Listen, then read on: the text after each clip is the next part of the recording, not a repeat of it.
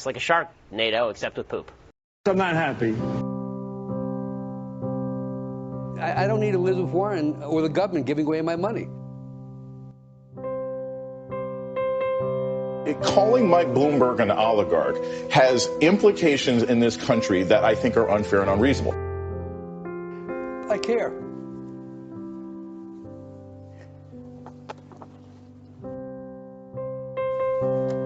That's it.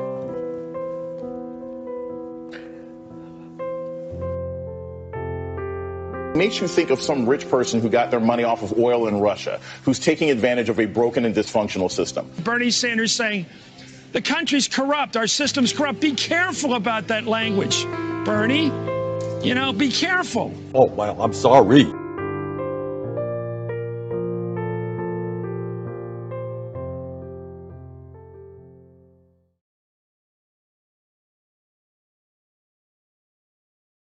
Now witness the firepower of this fully armed and operational battle station. How you like that, boy?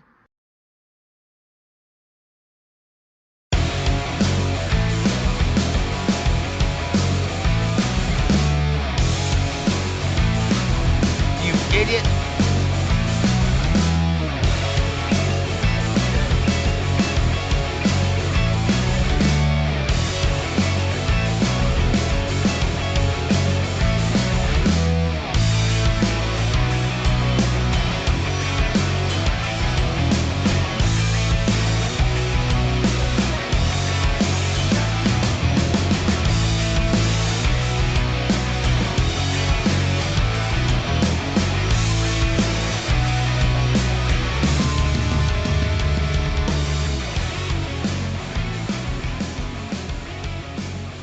Around the nation, Waldorf Nation. Hey, everybody, welcome to the show. We got a good one for y'all today. We're going to have some fun. We got, of course, Marjorie Taylor Greene versus Ben Shapiro. We got Benny Shaps, Ben Shapiro. Wet ass P word. That's going to be fun. We got QAnon versus aliens. The clash of the conspiracies. You're going to be surprised where actually, you're probably not going to be surprised where I come out on this one. We have restaurant owners that are crying again when rich men cry. That's always a good one. We got police desecrating the ashes of a young girl as in order to try to find drugs. And then we are going to talk about Joe Biden. Joe Biden breaking some campaign promises in his new budget. We're going to break that down. I'm going to talk about that and why you should be furious. All right. That said, we got a show. It's a good one. Like and share, all that fun stuff. Let's dive in.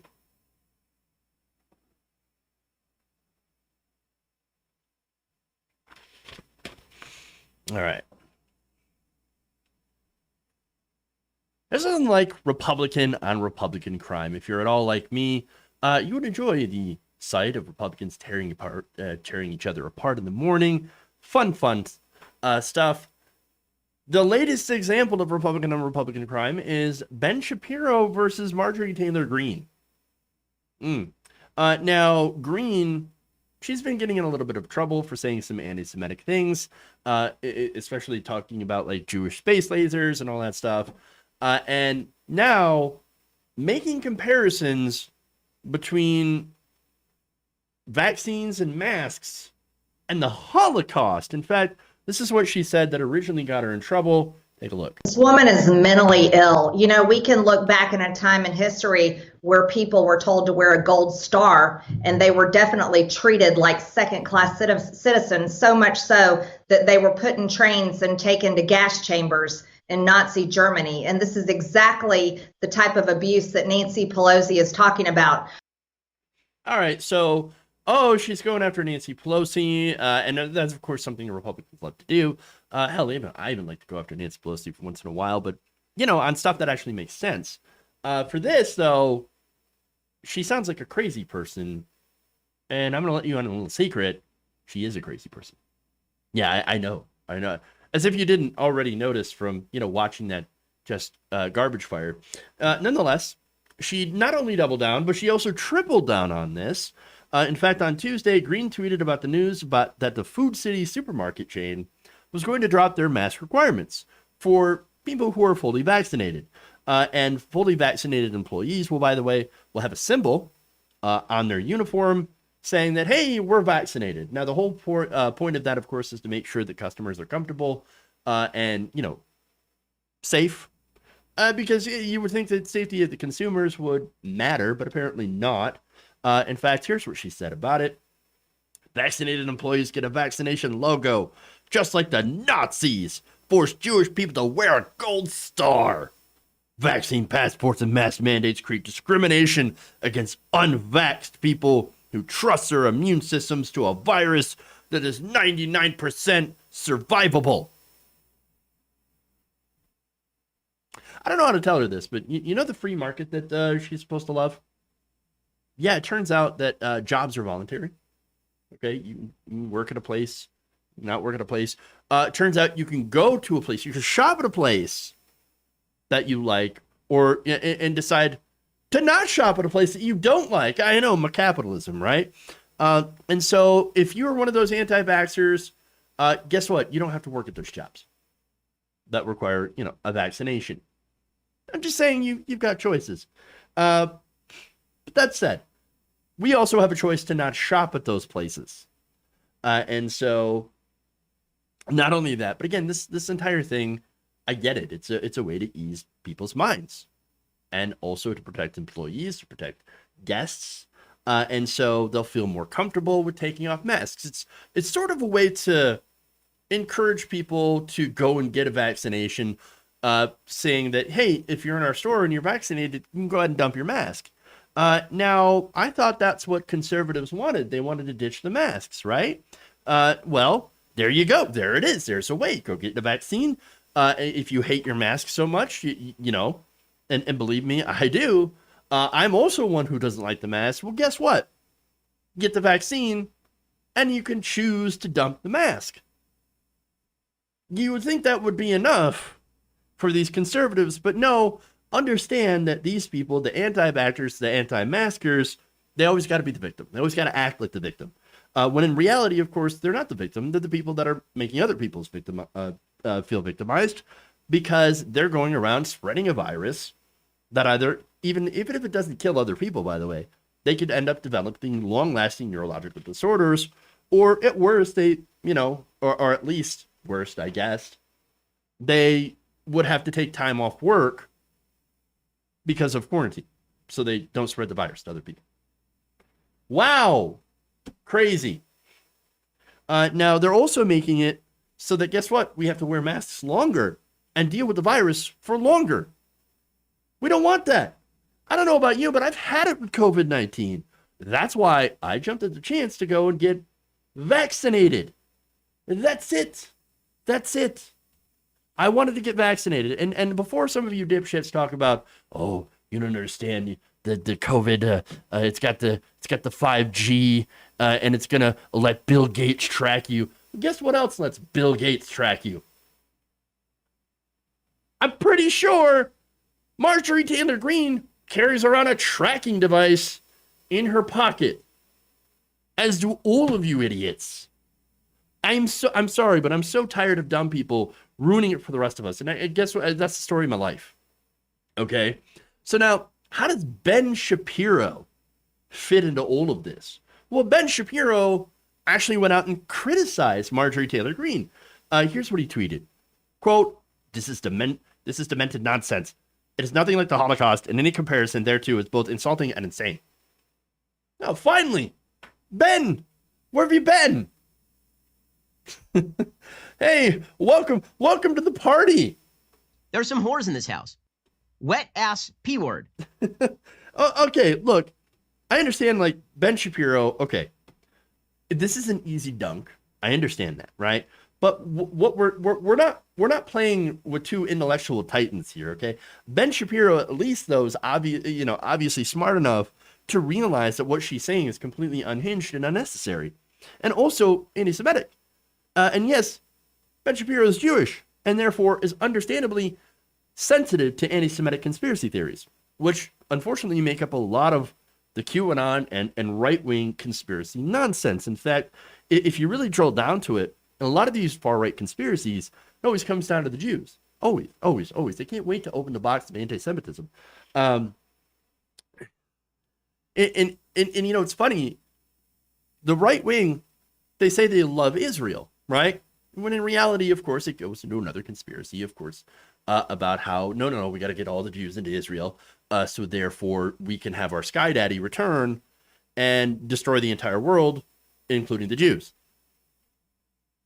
So it is really ridiculous to me, this entire thing. But again, that's how they can have that rabid anti-Semitism on the right wing and the far right, and also profess their undying love to Israel. Again, that's how they kind of square that demented circle. That said, in order to stay consistent with his brand, Ben Shapiro is then going to go on, because again, the first thing he said is completely 100% right. But then he decides to make this about the left, because of course. Quote, I've also noticed the media attention to MTG's bizarrely not so Holocaust analogy are completely silent about the squad's de facto support for genocidal anti-Jewish terrorist group Hamas.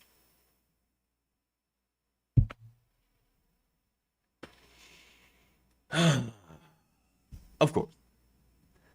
You know, here's the thing. I want peace and justice in Palestine. I want a situation where both sides have equal protection and the ability to prosper side by side. And understand that goal right there is actually the worst thing that could happen to Hamas. Okay?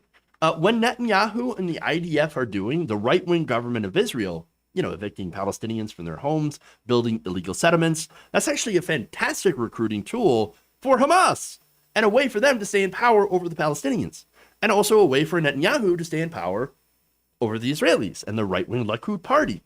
Again, I don't like Hamas. I don't like the right-wing government of Israel. What I want peace and justice, most importantly, for Palestinians. And I want the Israeli people to also be safe and secure as well. Calling out human rights abuses is not supporting Hamas. And by the way, if you're defending human rights abuses perpetrated by either side, and I'm not saying that either side is equal in this, of course, you can see from what's going on, the Israelis are absolutely the aggressors in this situation. But if you are not calling out human rights abuses, then regardless of the size, then you might want to consider why. That said, at least he's calling out the vile anti-Semitism within his own party, at least by Marjorie Taylor Greene, and that's something. But again, with conservatives, you got to remember to keep your expectations fairly low. So, all right. Anyway, go to QAnon versus aliens. That's always fun.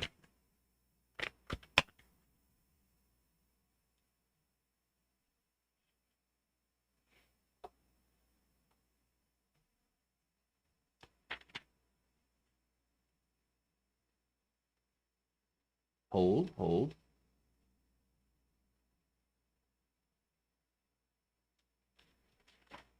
Bunch of weirdos. All right. Aliens. Let's do this.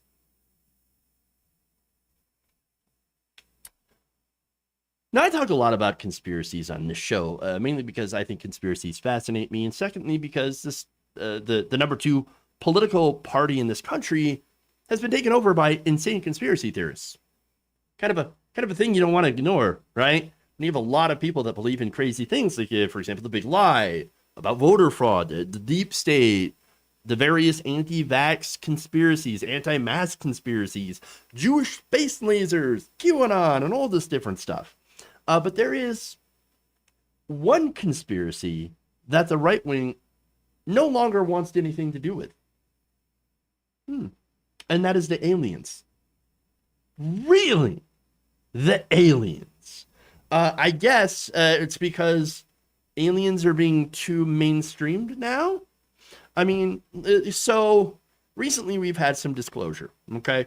And no, they're not coming out and saying outright, oh, aliens exist, whatever.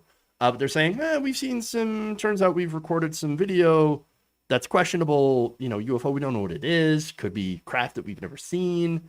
And so we're going to put this out. And yes, we are concerned for national security. No, okay, sure.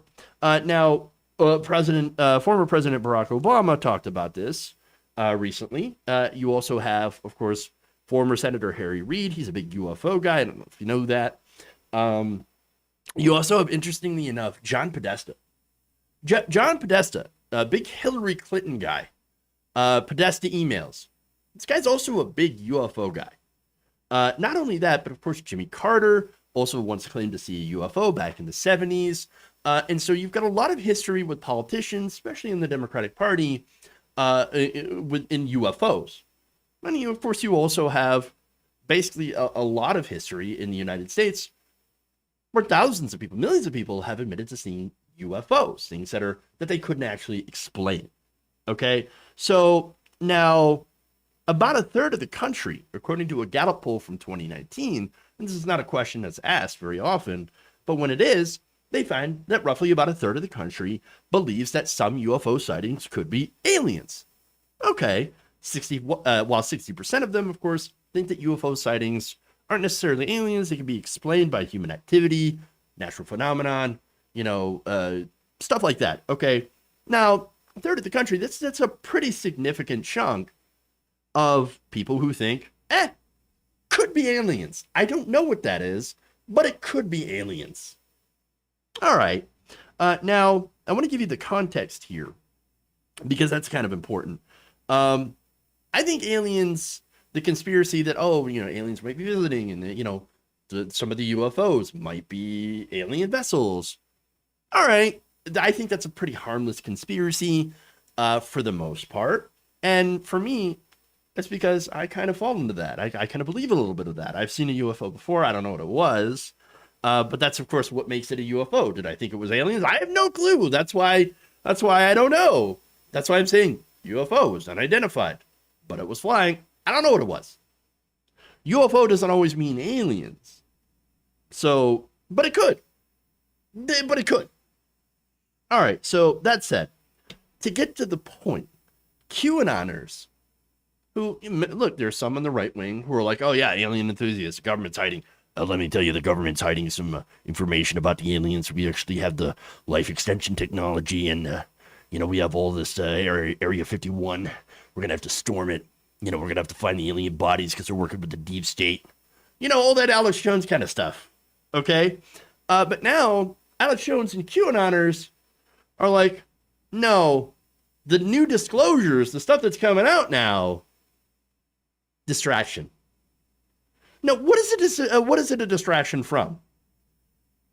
Well, get this. They say it's a distraction from voter fraud in the 2020 election. Are you kidding me? That's the conspiracy. Oh, distraction. What's funny? I would actually wager that it's more likely to have aliens that show up here than actually having widespread voter fraud. I'm just saying. I said it. Let me give you some numbers. Between 2000 and 2010, there were actually 649 million votes cast in general elections. Whereas you had 47,000 UFO sightings. 441 Americans were killed by lightning. They were struck by lightning. And yet, in all of those numbers, only in that 10-year period of time, there were only 13 credible cases of in-person voter fraud. I mean, I'm just saying the numbers. And yet, the QAnoners are saying, no. It's not the aliens. The aliens are distraction because voter fraud, Donald Trump's the real president. Jesus Christ. Not only that, but they're also talking about the coronavirus pandemic as well. In fact, here is Jordan Sather, a UFO and QAnon conspiracy theorist, saying this. There's no doubt that this mainstream UFO disclosure pushes away is offering a convenient distraction for the deep state to turn our attention away from important issues like the scamdemic and the election fraud getting exposed. Getting exposed? Or are you talking about Arizona? Are you talking about Maricopa, the place that's an absolute mess? Okay. Sather also claims that interest in UFOs has become a way for left-wing SJWs to virtue signal. What? None of that makes any sense. Okay, man. All right. Not only that, but here's InfoWars. They're doing the same thing. In an April video, InfoWars staffer Greg Reese said that the UFOs were being faked using technology from Nikola Tesla and the Nazis, with the ultimate goal of faking an entire alien invasion to enslave humanity as part of a dire false flag.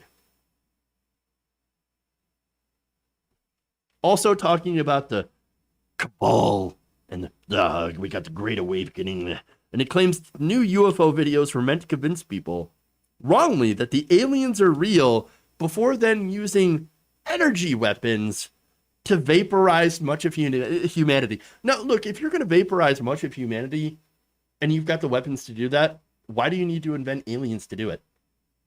That doesn't make any fucking sense. It doesn't.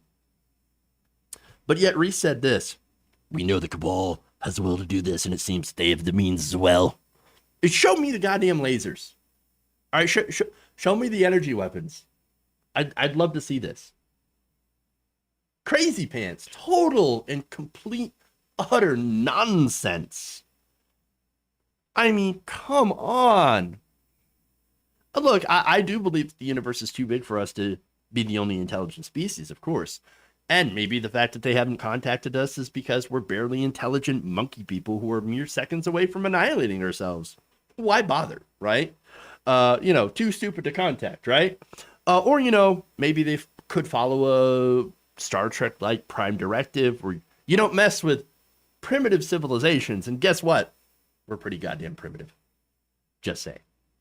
Also, they might exist, but are unable to come here, or have never come here, or maybe have come here. I don't know. There's all sorts of ideas out there. Nobody really knows unless they park their asses on the White House lawn in front of everybody. But again, here's the thing. The idea that the UFO revelations, and really it's a couple of videos where people are saying, maybe. Yeah, it could be. Who knows? We just don't know what that is. Very interesting. The idea that is somehow being used as a distraction is just insane. And of course, the people that are adopting it, of course, is the people that are pushing the same kind of insane conspiracy theories. For example, you got white nationalists, pro-Trumpers, you got Newsmax hosts that are pushing this stuff. Okay? In fact, recently, Newsmax White House correspondent Emerald Robinson tweeted that the UFO footage was a diversion meant to draw attention away from, among other things, a Republican-led recount of election ballots in Maricopa County. In fact, here's what she said. "They want you to talking about aliens because they don't want you talking about Maricopa.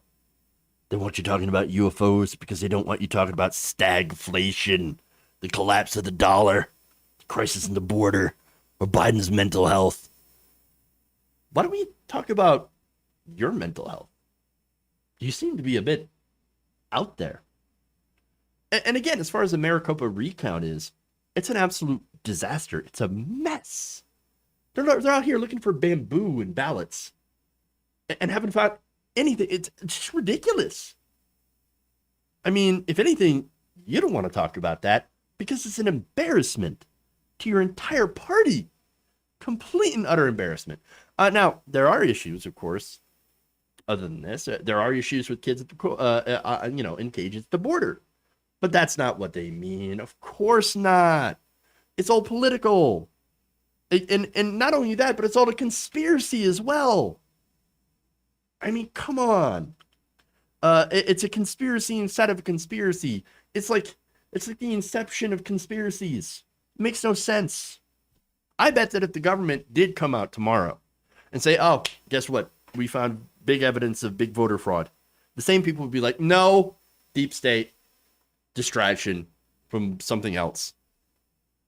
you know why? It's because they don't actually care about being right, the facts, okay? The thing about these people is they want to be special. They want to feel like they're special, okay? And while there's usually a kernel of truth inside most conspiracies, like, for example, Jeffrey Epstein, you know, Epstein, I don't think he killed himself. I'm just saying, I don't have any proof, but I don't think he killed himself. And there's the guards that are getting in trouble. I mean, pretty sketchy stuff, right? But that doesn't necessarily mean that there's a big, giant Democrat pedophile cabal out there that's eating children's faces. I mean, that's the conspiracy part, okay? Or, you know, UFOs. Same thing. It doesn't necessarily mean there's aliens out there just because there are things that we can't explain. That doesn't mean there isn't either. Again, kernels of truth in a lot of things. But where these conspiracy theorists, you know, what they do is they just take it and they run wild with it. Because, again, they want to feel special. Epstein had a lot of powerful friends, money, but he wasn't, again, part of some pedophile cabal. UFOs are real, but it doesn't mean aliens. Voter fraud happens, but it's usually done by Republicans in order to justify voter suppression laws. And so there's that. These things are easily used by grifters, scam artists, and unhinged lunatics for some purpose, usually, again, because they want to feel important, special, or the only ones that see the truth are, oh, everybody else is a sheep, but I'm a wolf among sheeps. You know, I'm the lion. I am the walrus. Cuckoo. I mean, come on. It's just, you know what? It is really interesting, though, seeing the conspiracy crowd kind of fall in on itself. Using one to explain another. It's super incredible to watch.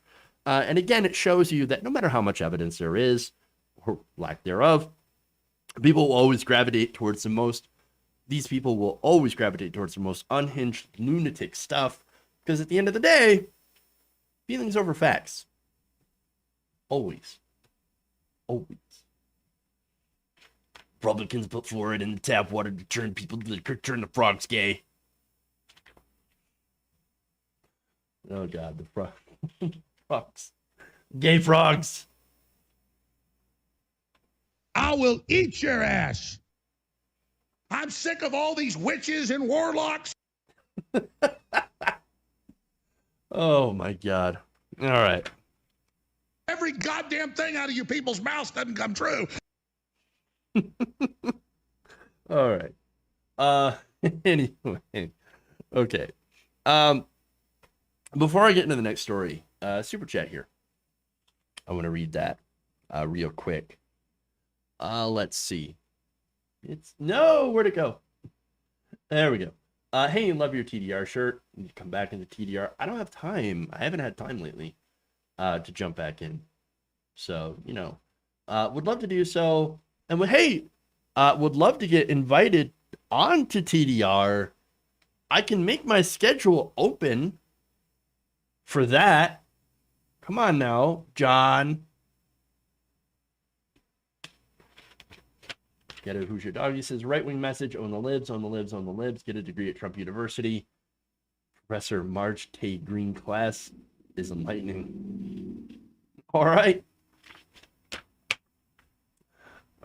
Anyway, I get banned over there. I think I hurt John's feelings by saying too many clickbait titles about Trump. You know, let me give you a little secret here. When it comes to the YouTube algorithm. Right now, the YouTube algorithm is crushing all independent media. So a lot of us smaller channels have to rely on some of these clickbait titles to just survive. And so that's unfortunate. And so, yeah, sometimes you gotta put out those clickbait titles, which really, it's not really clickbait when you consider the actual meaning of the word. You're not exactly getting baited into something like, oh, and then it's not, something that you're going to talk about something different. No, you're usually talking about the topic, but it is a title that gets you to click. So it's one of those things. And so, for us, it's more like we got to write a title that's engaging to people, that gets people to click on it. And Unfortunately, a lot of the Trump stuff still kind of does it. And that's the shit thing about doing, online news, is that you got to get engagement. And unfortunately, not all the stories that you want to do are sexy enough to get that engagement. It doesn't get enough. And you have to supplement it with, unfortunately, fluff. Hate it sometimes. That's why we need to fund independent media. All right. I don't virtue signal, but when I do, I talk about aliens. True. All right. Anyway. Thank you for those super chats, by the way. That is one way to support the show and to help us actually be able to not have to rely on that.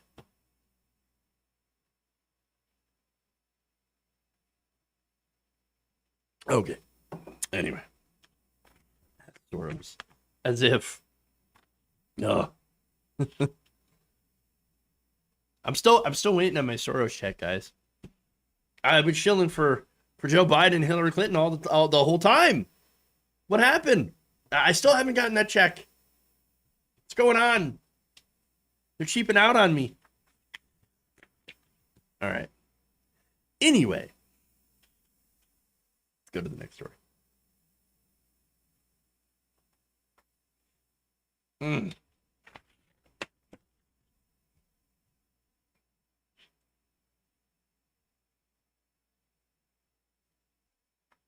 The one thing that I didn't expect to see at the end of the pandemic, or at all this year, is labor starting to take back their power by realizing their worth. I think that's a fantastic thing. And it's got a lot of people who exploit labor, who are used to paying labor terrible wages and treating them terribly. Well, it's got them getting a little salty, and I'm here for it. One example is a restaurant owner in Las Vegas who recently cried to a newspaper that he's tired. He's so sick and tired of having to tell prospective workers how much they'll be making if they take a job with him. So they ask, okay, look, I know you want me for the job, but okay, what's the pay? And this guy's like, how dare you? How dare you ask me what I'm going to pay you for your labor? But wait, that's the most sensible question. I've never really understood. And maybe it's because I think in common sense, I've never understood why you're not supposed to ask, okay, during an interview, for example, well, okay, what should I expect to get paid? I mean, what are you going to pay me for in exchange for my labor? And then you kind of realize that it's one of those things where it's like, they don't want you to ask because they don't want you to try to know the value of your work, the value of your labor. They want you to basically, they want to exploit you by paying you as little as possible. And so that's the thing that, again, that never sat right with me. And I didn't necessarily know the reason until I sat down and thought about it. And was like, well, of course they don't want to pay you. Of course they want to pay you as little as possible. And they don't want you asking questions. That's why they don't want you discussing salary with your fellow workers and all that stuff. And so now, in an interview, getting back to the story, with the Las Vegas Review-Journal, Stephen Kim, director of operations, the Island Sushi and Grill in the South Point Hotel Casino, claims that workers are no longer willing to take the jobs at his restaurant because they're making too much money from enhanced unemployment. Ah, yes, of course. Blame the unemployment. What they're all doing. In fact, here's what he said, quote, "How much do you pay?" That's one of the first questions that come out of their mouth. When they open the economy, they should have decreased the amount of unemployment. Or maybe you could actually raise wages to attract workers. Like the free market tells you to do. See, if there's a bit of a labor shortage, well then maybe, or a shortage of people who want to work for your crappy wage, then maybe you should up your wage or offer some benefits, to attract the workers that you want or need. Now, of course, they say, well, the government's paying people too much through unemployment. You realize that unemployment is temporary, right?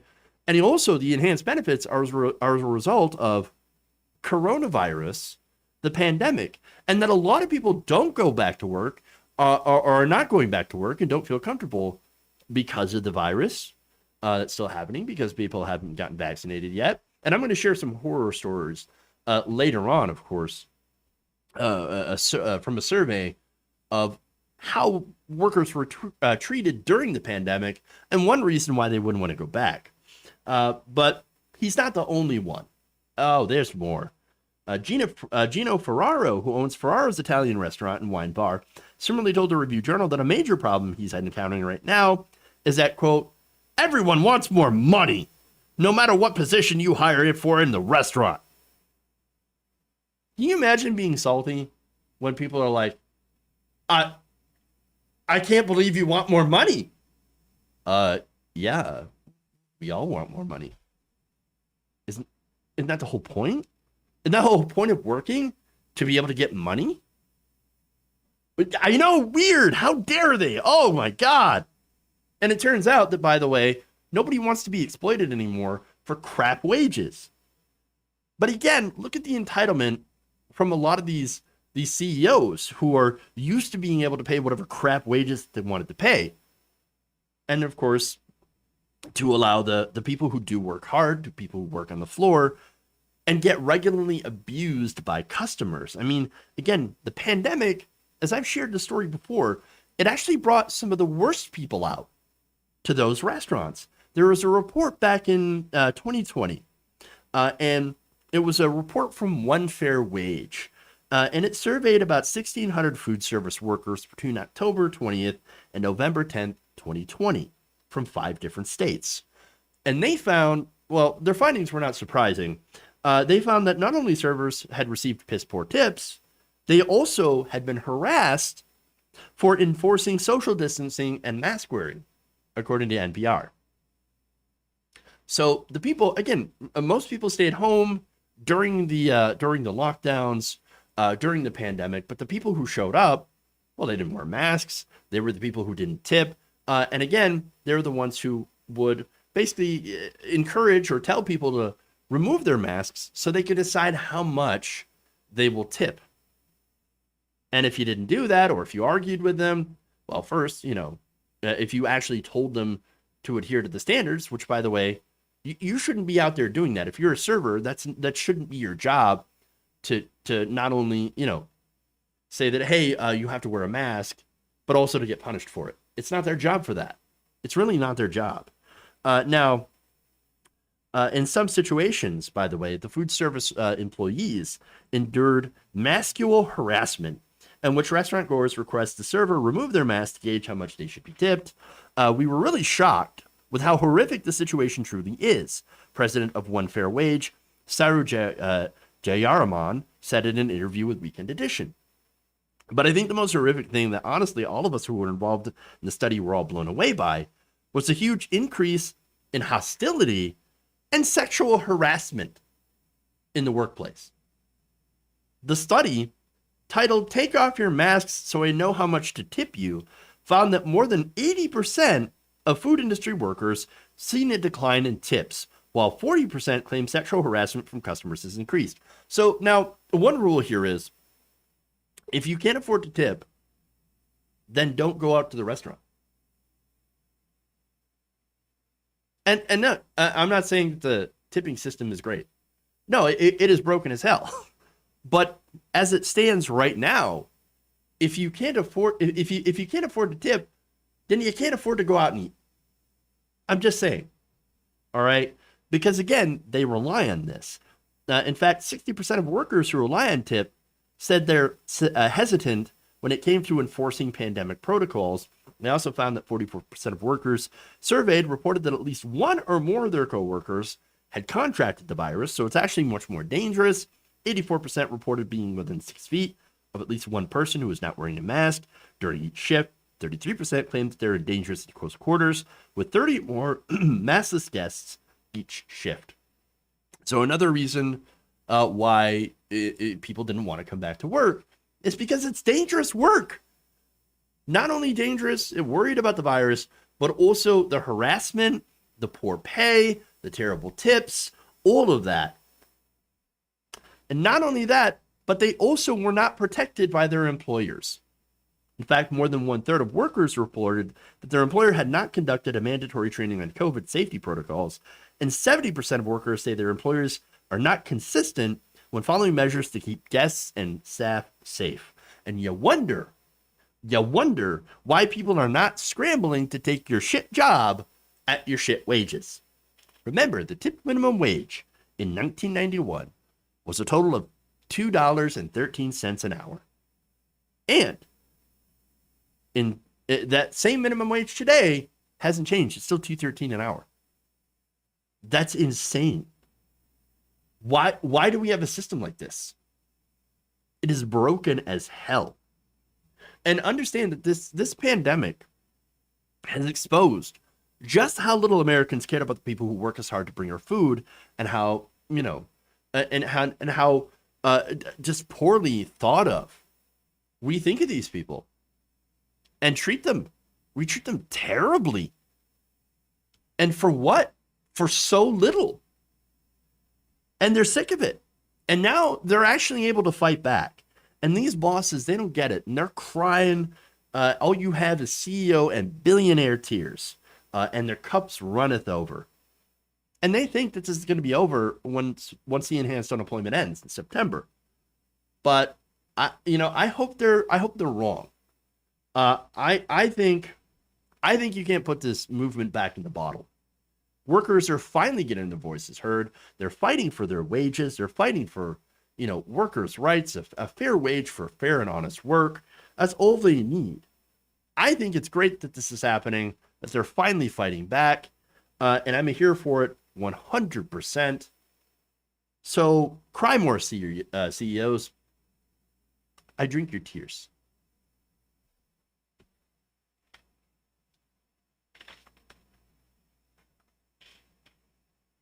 No customers, no tips, no business, no income. True. They need, yeah, exactly. They need people to come in, and they need workers that are paid fairly. All right. Moving on. More to go to.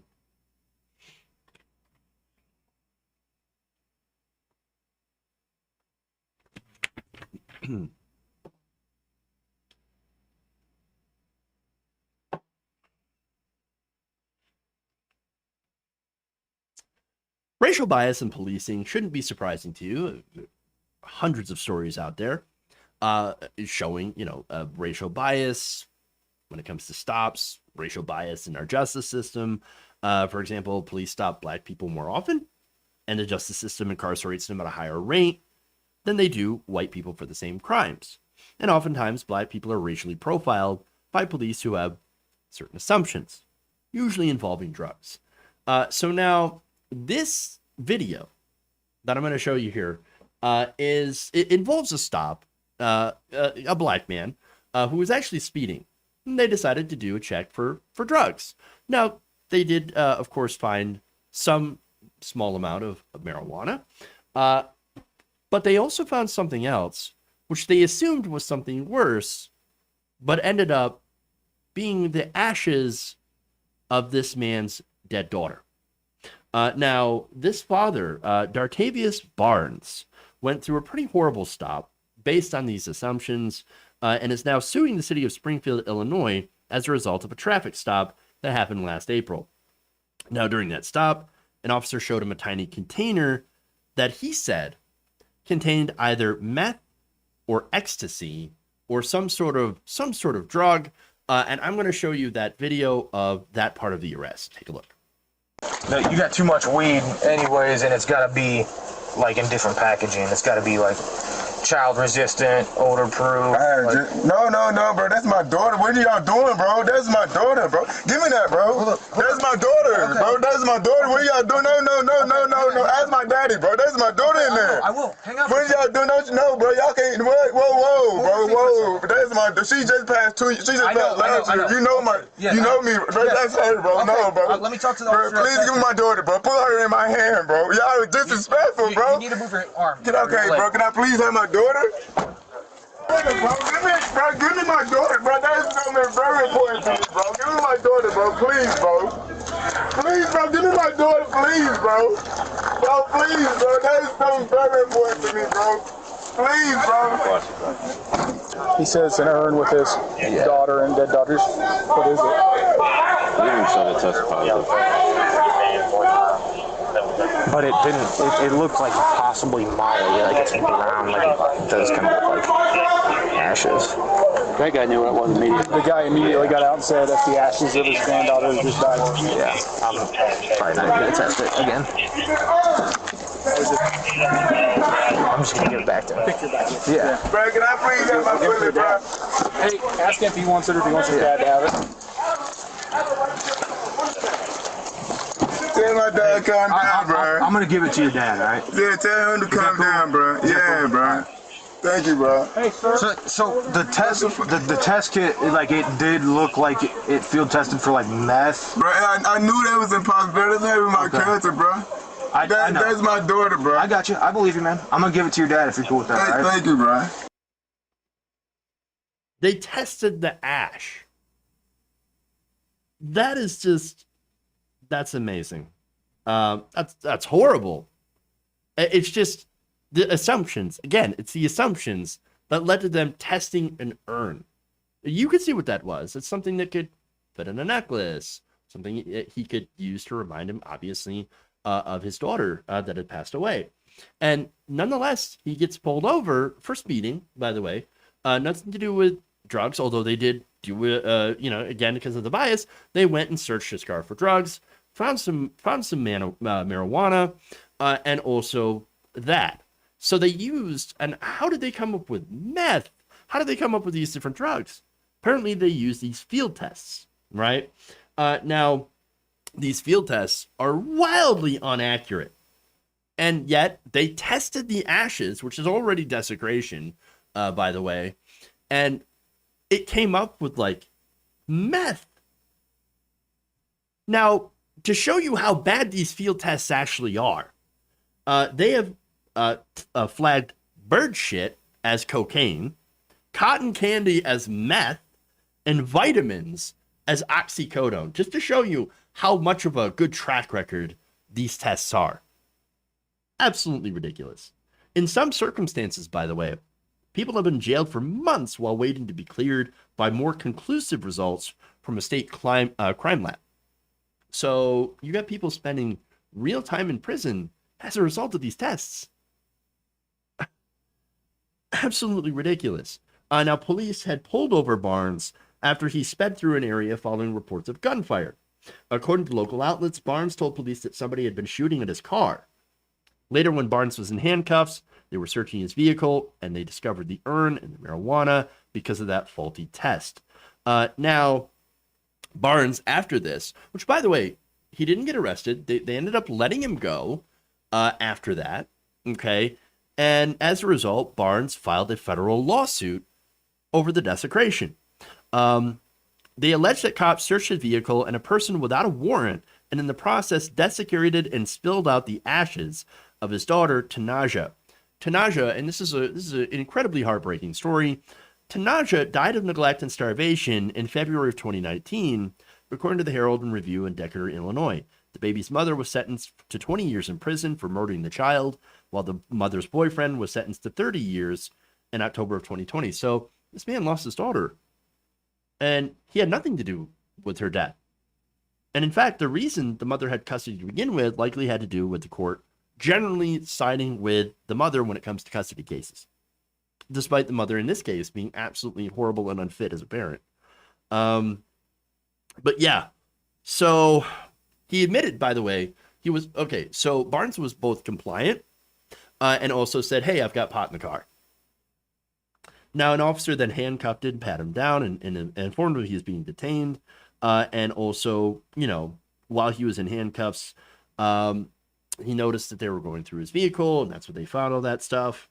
And so, all of that, okay? And you saw where the video went from there, okay? So here you had a situation where police assumed that because he was black and had drugs before, that he ended up having harder drugs. It was that assumption. Even though we all know that marijuana is not a gateway drug to anything else. And even if it had been, they didn't have a warrant to search. He wasn't even impaired, And that's where, of course, why they let him go. No arrest, no real crime. And in the end, they still end up messing up and desecrating the daughter's ashes as a result of these ridiculously terrible tests and these racist assumptions. I mean, this is a horrible, horrible situation. Like, holy crap. That's... Look, I hope this guy wins the case, for one. Because I couldn't imagine having to go through what he did. Just the absolute indignity of it all. Over nothing. Essentially nothing. So yeah, I hope he wins this case against Illinois. And I hope these, as a result, for something real, getting rid of these tests. And, by the way, hopefully that also leads to more calls to end the stupid, ridiculous drug war for which they wouldn't even be there in the first place. All right. Ugh. Frustrating. And if you're not frustrated yet, well, let's go to Biden.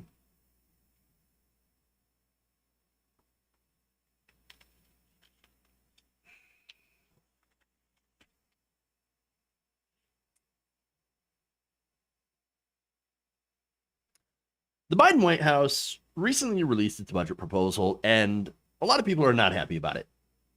Missing from this new budget happens to be a lot of key Biden campaign promises. Now, I didn't have a lot of faith or hope that a lot of these were going to be followed, but one really does kind of surprise me. Now, of course, he promised during the campaign, we're going to get a public option. That's really, really popular, and I think it's a little bit more popular than Medicare for All, even though Medicare for All would be absolutely superior. At least it would be a step, right? And he campaigned on that. And what's going to happen with that? Well, nothing. At least according to the budget. Another item that was discussed was the cancellation of student loans, either $10,000 or $50,000. But the Biden budget calls for exactly nothing. And worst of all, the one that's a slam dunk, trying to bring down prices for prescription drugs.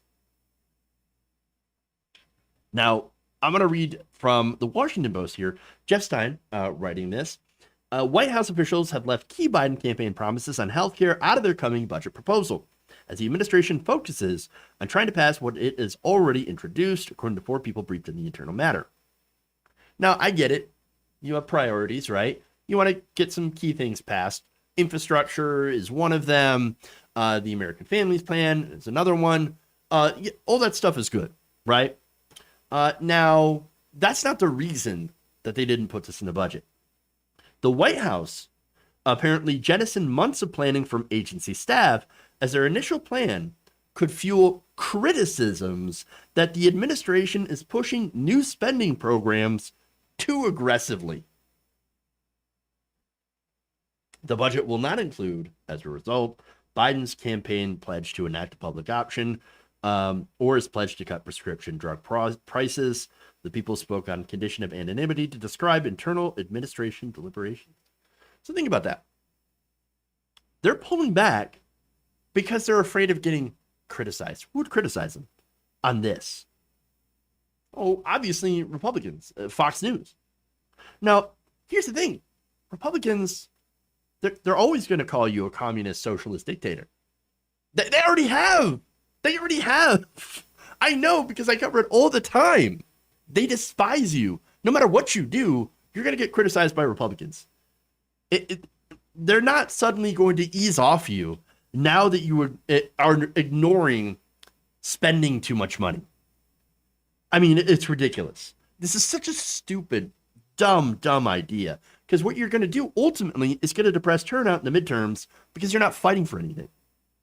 And for those of you who are wondering why this is so important, well, because, the assumption is, well, okay, what's the point of bringing it up if it's not going to pass?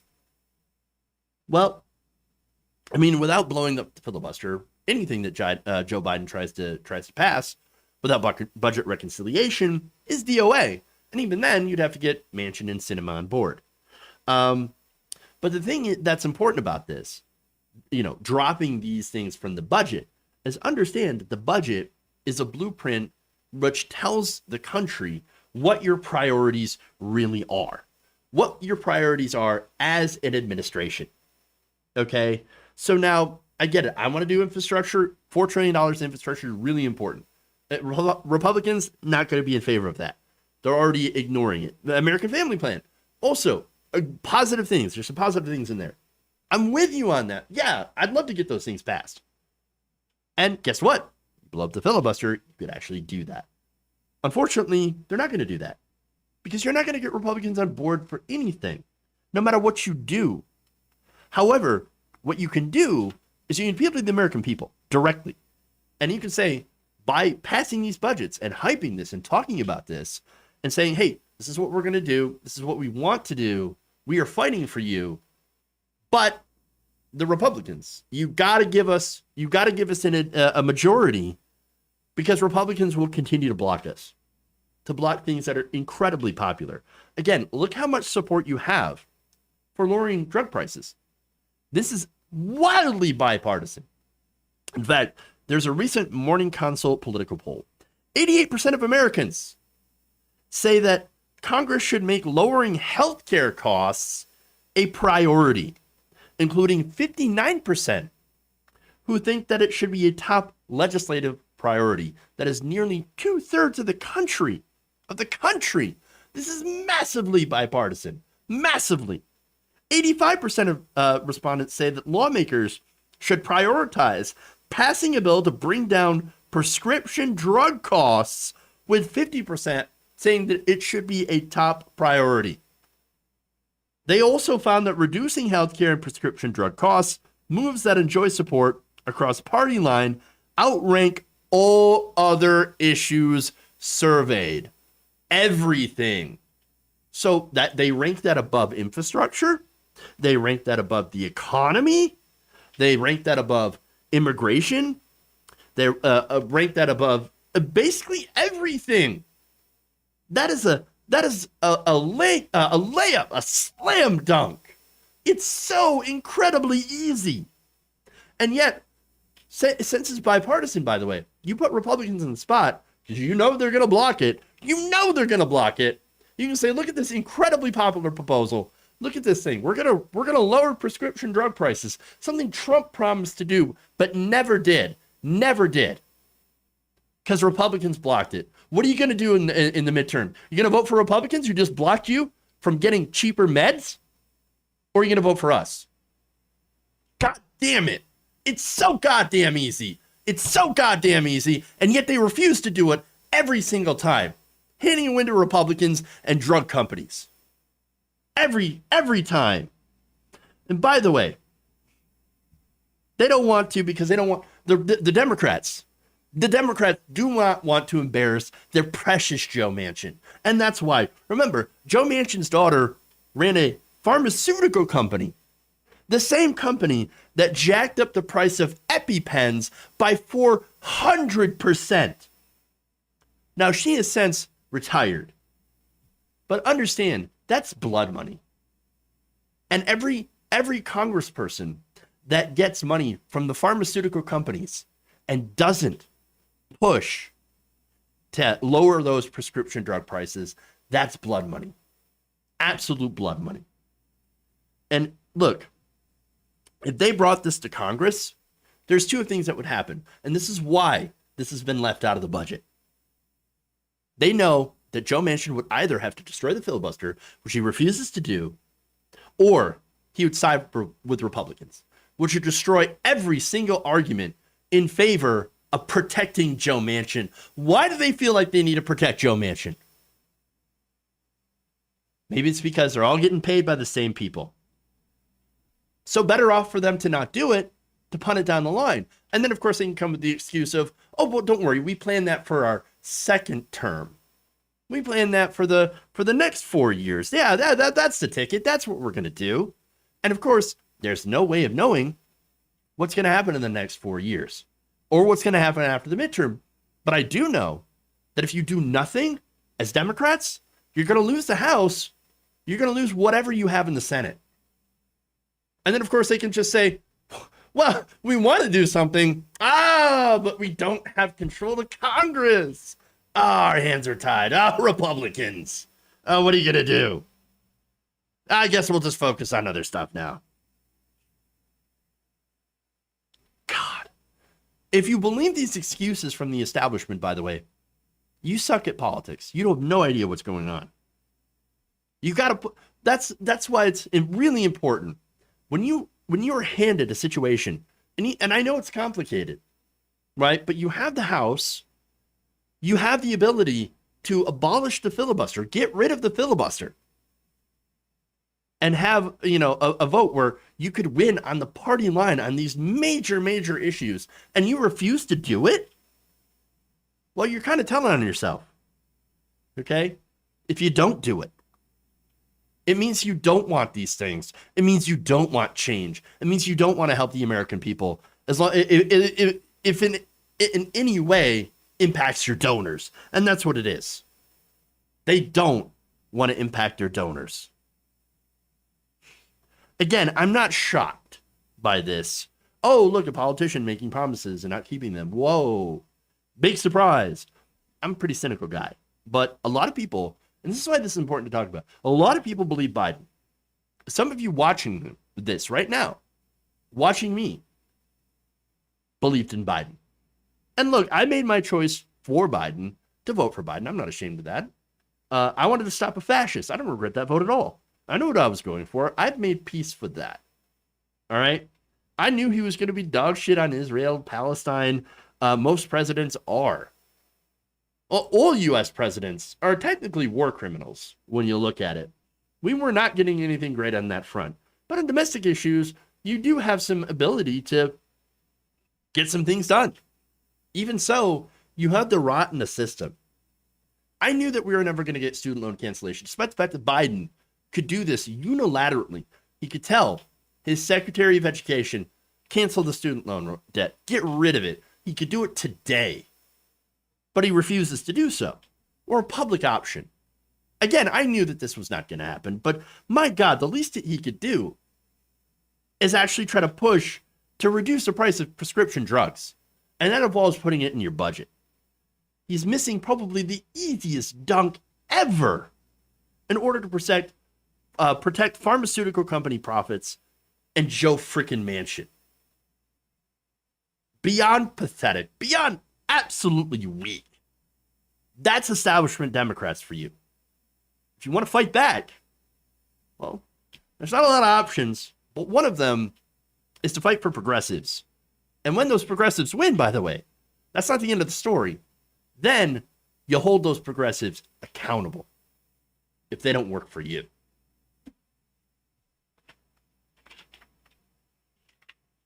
All right. God damn. Jesus Christ. All right. Yeah, I'm a little pissed off now. Jesus Christ.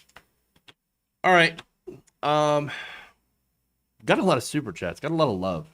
I appreciate that. Y'all just like it when I get angry, don't you? I think that's what it is. Y'all just like it when I get angry. All right. Let's check the super chats here. And thanks some people as well. Read some comments from my viewership.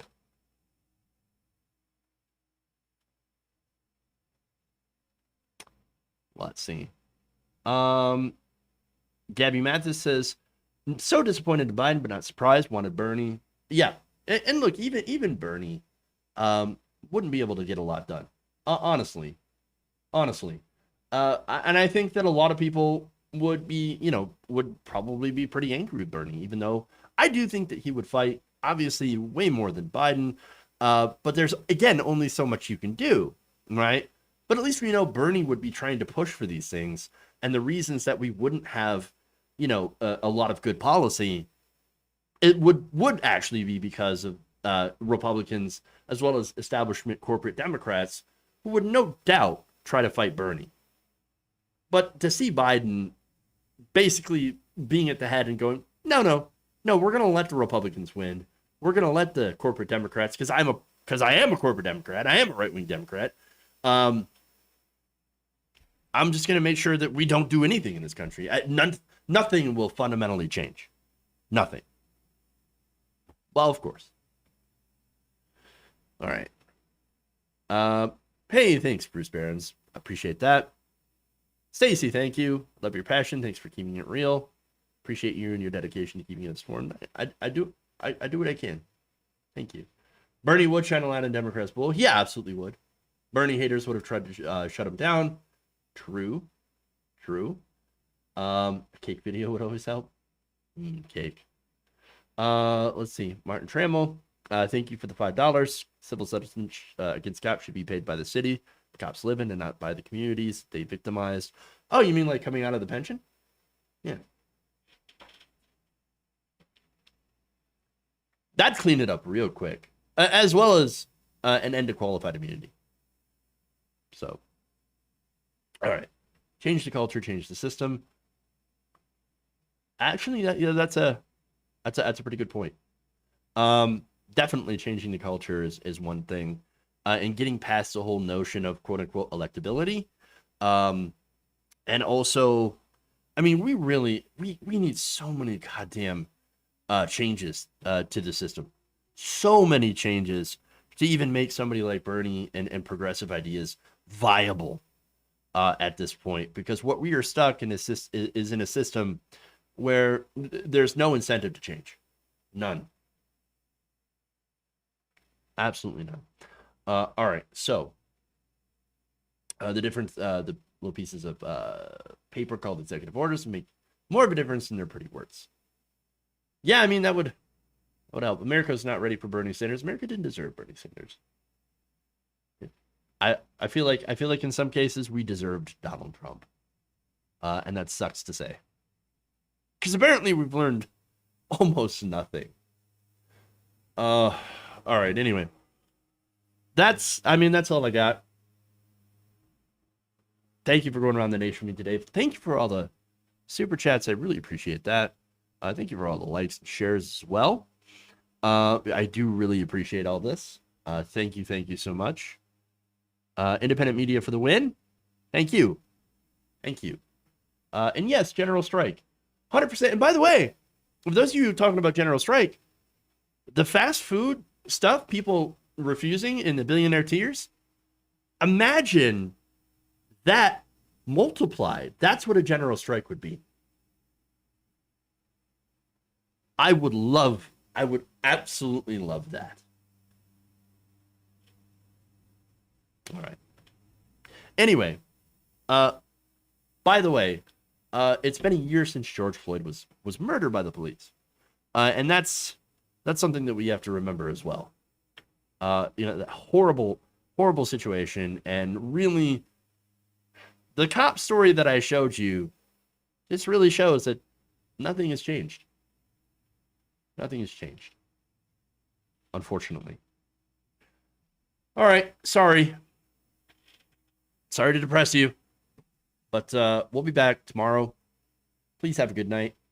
Do the best you can. Love you all, and remember, change begins with you. Good night, everybody.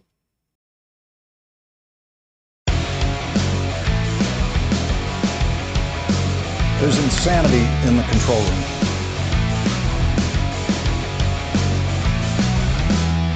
Who's got a hammer? Mike has.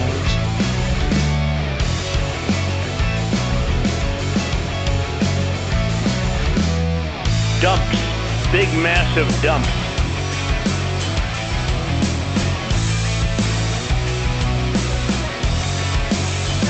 Please clap.